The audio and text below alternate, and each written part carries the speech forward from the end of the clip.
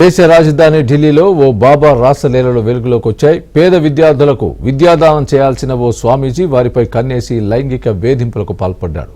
17 మంది విద్యార్థినులు తమకు జరిగిన అన్యాయాన్ని పోలీసులకు ఫిర్యాదు చేయడంతో ఈ విషయం వెలుగులోకి వచ్చింది.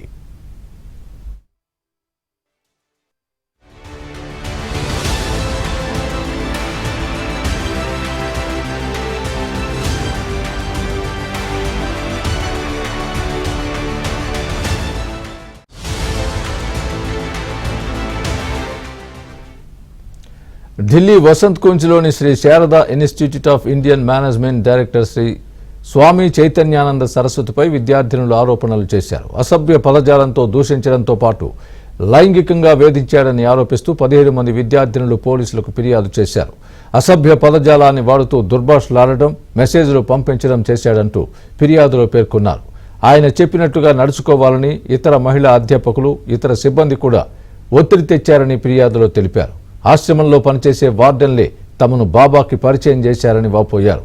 ఫిర్యాదు చేసిన విద్యార్థినులంతా ఆర్థికంగా బలహీన వర్గాలకు చెందినవారు కావడంతో ఉపకార వేతనాలతో ఈ విద్యా సంస్థలో చదువుకుంటున్నారు.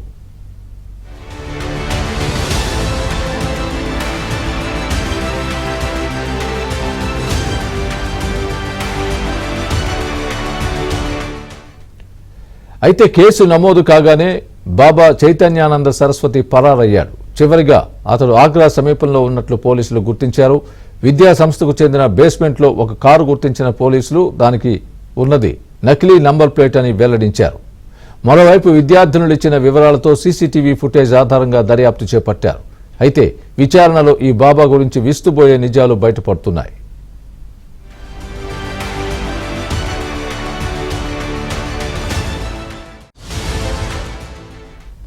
ఒడిశాకు చెందిన బాబా 12 ఏళ్లుగా ఢిల్లీలోని ఆశ్రమంలోనే ఉంటున్నాడు. ఆయనపై లైంగిక ఆరోపణలు రావడం ఇదే తొలిసారి కాదు. 2009లో ఆయనపై మోసం, లైంగిక వేధింపు కేసు నమోదైంది. 2016లో వసంత్ కుంజ్ ప్రాంతంలోని ఒక మహిళ కూడా బాబాపై ఫిర్యాదు చేసింది. ప్రస్తుత ఆరోపణల నేపథ్యంలో శ్రీ శృంగేరి మఠం పాలక మండలి బాబా చైతన్యానంద సరస్వతిని డైరెక్టర్ పదవి నుంచి తొలగించింది.